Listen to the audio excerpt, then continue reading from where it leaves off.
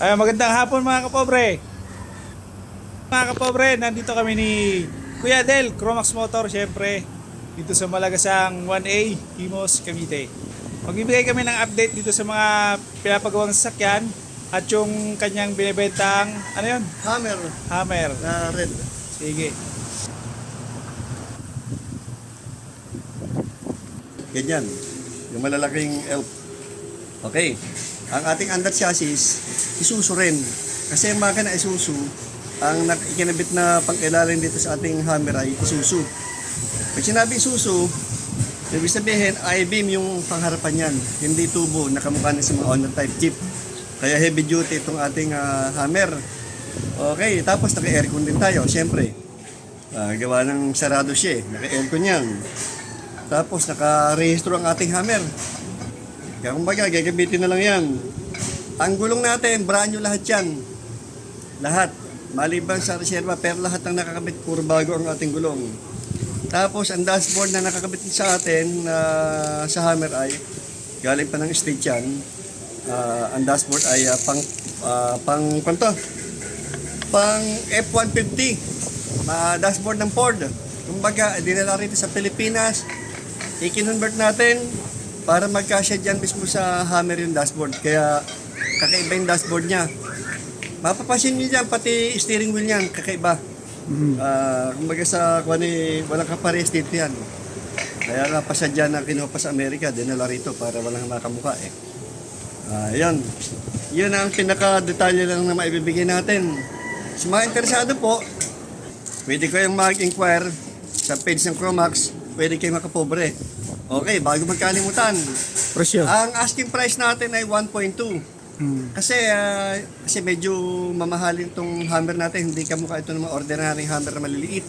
Ito kasi malaki.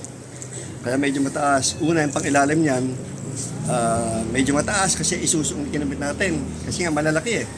Tapos hindi siya ang likod niyan, hindi naka-molly yan eh. Naka-4-link. Kaya pasadya. Kaya kung makikita niyo pang ilalim niyan, ikumpara niyo sa ibang sasakyan, iba design niya, naka-4-link ang likod niyan. Kaya pasadya yan. Pati preno, iba pa rin ang preno niya. Ang preno naka-D5. Hindi naka-hydrovac na kamukha sa mga owner. Naka-D5 yan kasi nga medyo malaki sasakyan. Kaya binagay natin preno niya. Kailangan malakas din kasi malaki sasakyan eh. Gawa ng mabigat. Kaya kailangan kaya niyang patigilin yung buong sasakyan. Ang makakamatch lang yan, D5 o D7 na booster. Kaya ang nakakabit na preno dyan ay pang mga elf, nakabooster siya ng D5. Ayan, mapapansin niya pag nakita nyo. Kaya po sa mga interesado, ayan, inquire lang kayo sa page ng Cromax o kaya kayo makapobre. Sasagot ho yan. Okay, ang asking price natin 1.2M ang ating asking price. Negotiable po yan. Kaya tawag na po sa mga interesado. At kung sino may kakaibang sasakyan, ayun, tawag kayo. At saka ito, kumbaga sa bigyan natin ng konting kwento. Ito kasing Hammer na to, in-road test sa Bulacan yan. Pagdating dito sa Delpan, Katundo, kasi traffic, maraming truck dyan eh. Lapitan yung mga tao. Kasi napagkamalan sa sasakyan ni Artista. si EPJ. Si artista sa Channel 2. Ay, si Batang Quiapo. Si Batang Quiapo. Napagkamalang artista yan. Napagkamalang sasakyan ni Kwanyan. Ni Batang Quiapo yan. Oh. Kasi nga kakaiba eh. Hindi mo kita, nakatinted ng kulay itim. Ganun nga yung sasakyan Tapos niya. ang side mirror niya, Coco.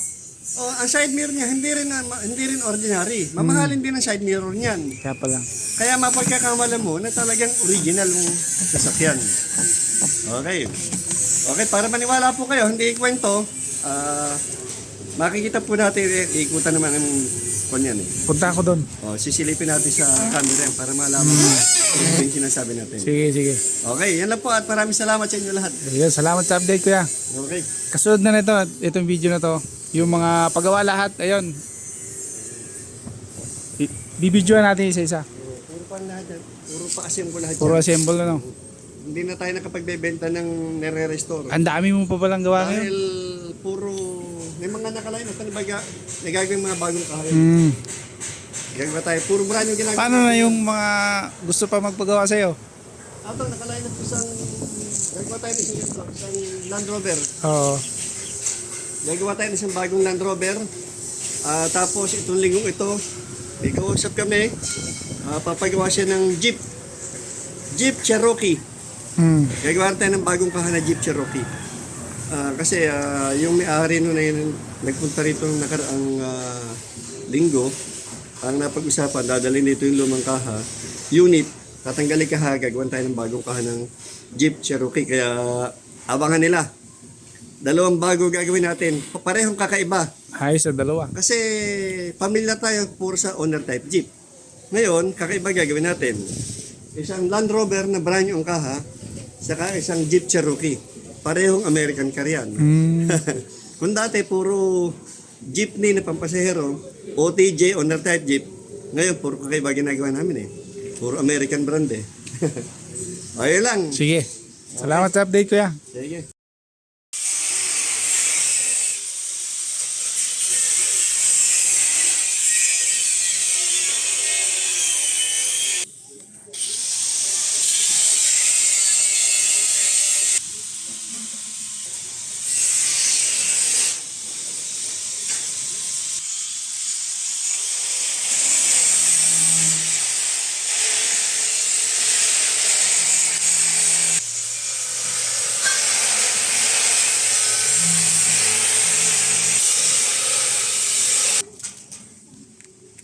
Puntahan ko mamaya.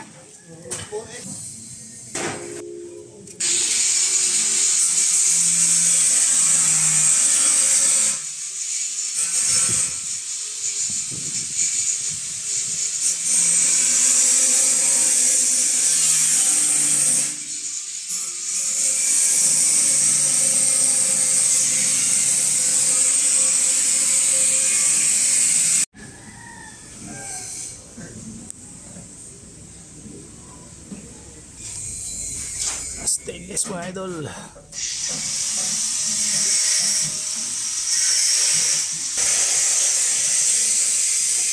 Ganda ng flooring oh. Stainless mga idol.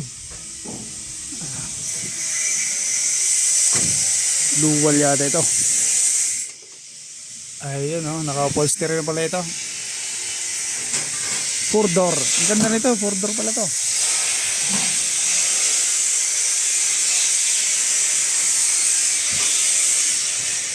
Kagandahan niya, may kargaan pa rito oh.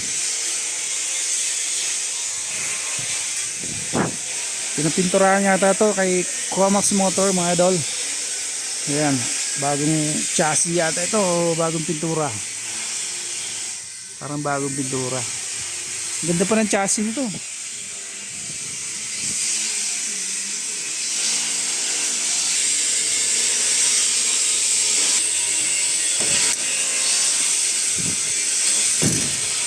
Ganda ng mga lock.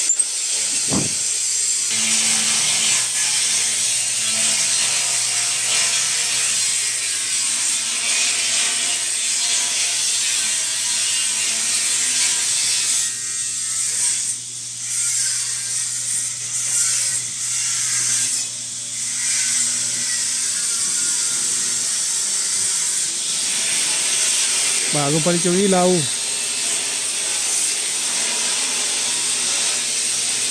At saka yung bumper, bagong gawa yata ito mga idol. Bago ito. Parang hindi. Ipinturahan na lang.